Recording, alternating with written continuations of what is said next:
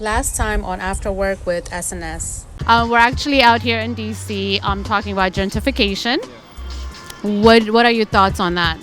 So I don't think any of you and I have an answer to gentrification in a nutshell like that. I know that preparing ourselves with information is very important. Reading, questioning, watching programs, watching movies, having conversations with people that you like and don't like is very important. DC natives who frequently drive or walk by this area are used to the booming sounds of go-go music, a music genre birthed and preserved here in the city. If you're interested in getting more information and being involved, visit the website on the screen below. Hi, this is Sheba, and I'm here with my co-host Adore. And you're watching After Work with S&S.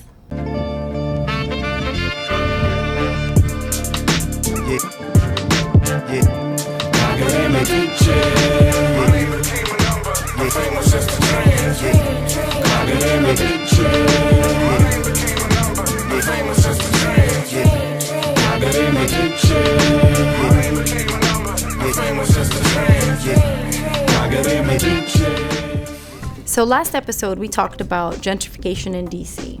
We covered the story from the perspective of preserving the culture. We talked about the stories about things that are happening around Howard University.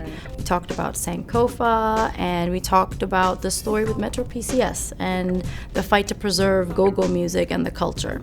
This time around, we wanted to talk about the other side of gentrification. So what are the perspectives of the government officials? What policies and things are happening right now to either aid or that are affecting it?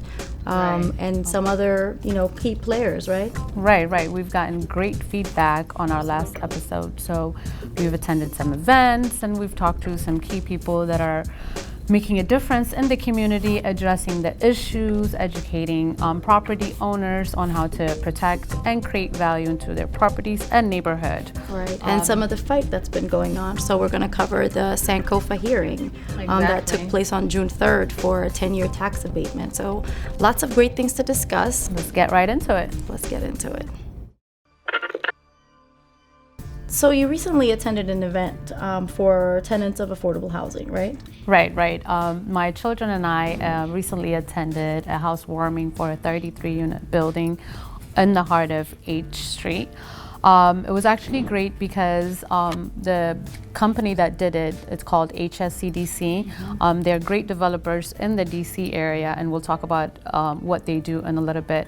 But there was a vacant 33-unit building. They filled it up with affordable housing tenants. And we did a little housewarming for them. And there was press coverage there? Right. The Washington Informer was there covering the entire housewarming. We went door to door to give them some gifts. There was some food, and we had some local officials that cover the event as well. So it turned out really great. HSCDC that actually put the event together also manages the building. So tell us a little bit more about HSCDC and what they're all about. I started working with HSCDC sometime last year with one of their properties. They have a 15-unit building in Southeast DC, all affordable housing. Fast forward now, I'm managing all of their residential. They are a great company because they work with residents, local residents that are in the community, and help them preserve and create value in the neighborhood. Wow. Well, I can't wait to see this interview, so let's go straight to the clip. Check it out. We are here at HSCDC with Mr. Brewer, who is the CEO of HSCDC, which stands for H Street Community Development Corporation. HSCDC was founded to foster the creation of safe and affordable housing in the community it serves.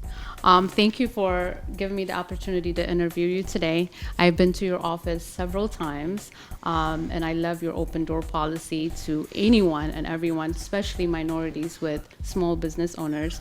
My journey as a small business owner started here at HSCDC. Mr. Brewer and HSCDC gave me my first building to manage sometime last year, and now we're managing all of his residential properties, and I greatly appreciate you and giving me the opportunity, and other minorities that We're happy to have you.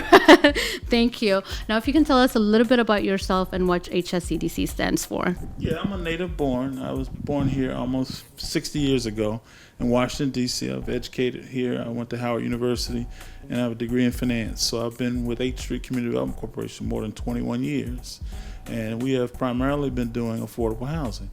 So we understand the whole issue about gentrification. We understand that there are more people that are coming here that make more money. You know, the area median income in DC is about $107,000.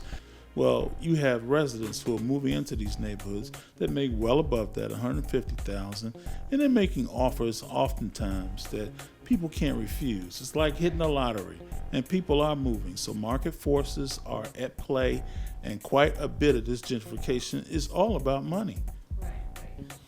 As a native Washingtonian, you've seen major changes or transformation in the DC area, positive and negative. What are some of the negative transformation that you've witnessed? Well, some of the negatives are that in a while, maybe in the next 5-10 years, a lot of DC residents won't be able to afford to live here.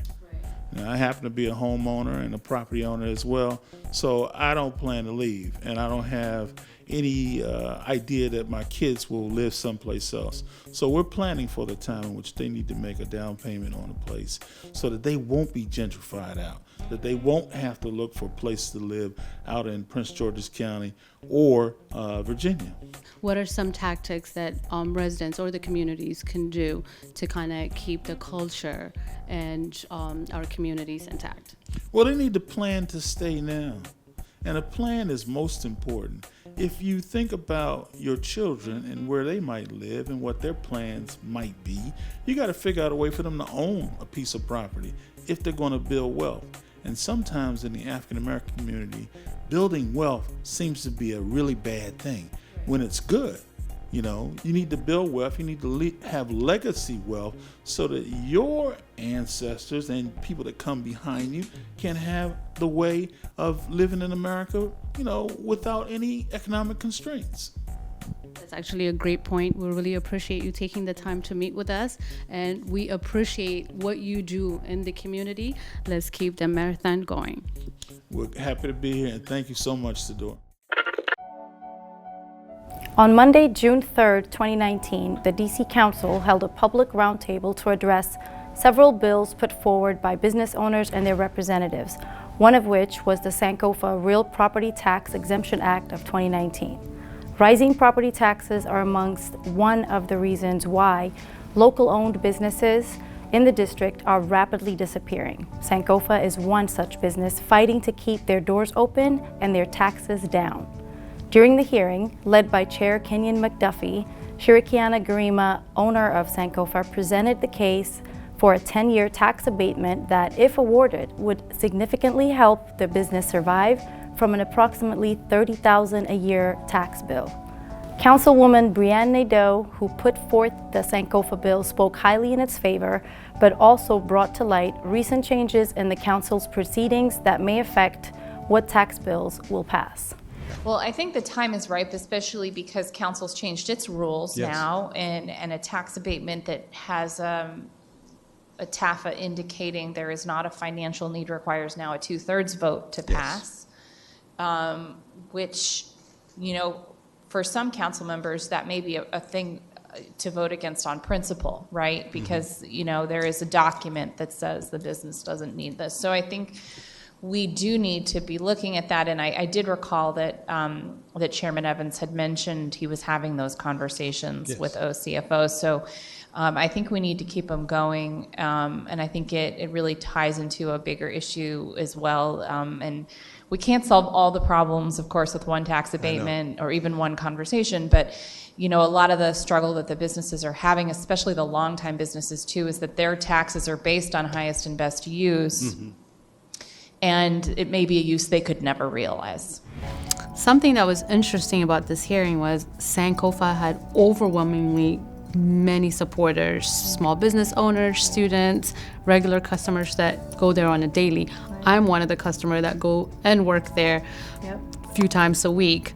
And we saw like so many of the people that we actually, see there regularly during the hearing, and they were all, testifying. So, there was hundreds of people, I guess, who actually signed the petition, and so many that testified specifically For Sankofa. So we can't wait to get the results, I guess the results from the hearing. Right, and it's based on what we've been reading about it, so the council itself doesn't actually give you a time frame in which they actually have. It could take weeks, it could take months. Right, there's no actual committed time, and so the story continues. This is a great way of fighting for the community, and that's one great example. Another great example. So we've been very much tied to this topic, but we're seeing that it has legs of its own.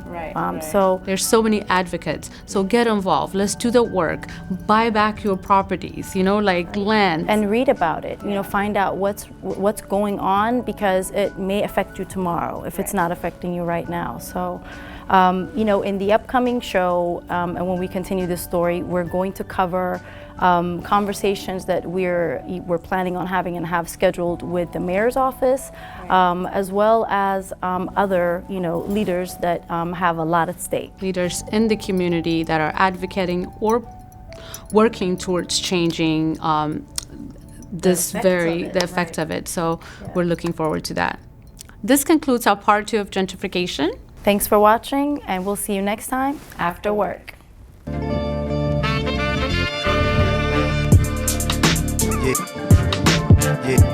Academic teaching.